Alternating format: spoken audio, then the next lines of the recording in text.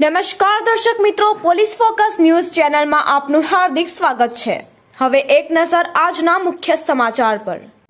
સુરતમાં એકલ દોકલ લોકો પાસેથી મોબાઈલની લૂંટ ચલાવતી ગેંગ ઝડપાઈ। સુરતના ઉધના વિસ્તારમાં એકલ દોકલ નીકળતા લોકોને ઘેરી લઈને મોબાઈલ લૂંટતી ગેંગને ઝડપી લેવામાં આવી છે। પોલીસે બાતમીના આધારે વોચ ગોઠવીને 3 આરોપીઓને ઝડપી લીધા છે। આ લૂંટારો ટોળકી દ્વારા વહેલી સવારમાં વોકિંગ સહિતના કામ અર્થે નીકળેલા લોકોને લૂંટી લેવામાં આવતા હતા। આરોપીઓ દ્વારા અગાઉ પણ ગુનો આચર્યા હોવાનું સામે આવતા પોલીસ દ્વારા વધુ તપાસ હાથ ધરવામાં આવી છે। ઉધના પોલીસ સ્ટેશન વિસ્તારના જોગેશ્વરી 3 રસ્તા અને દક્ષેશ્વર 3 રસ્તા પર મોબાઈલની લૂંટ ચલાવી હતી।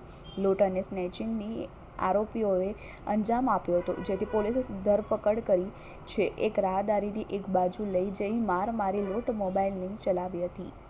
મિત્રો, આવા જ અવનવા સમાચાર જાણવા માટે અમારી ચેનલને લાઈક કરો, સબસ્ક્રાઇબ કરો અને બેલ આઇકોન પર પ્રેસ કરો, જેથી અમારી ન્યૂઝની બધી જ અપડેટ આપને મળતી રહે।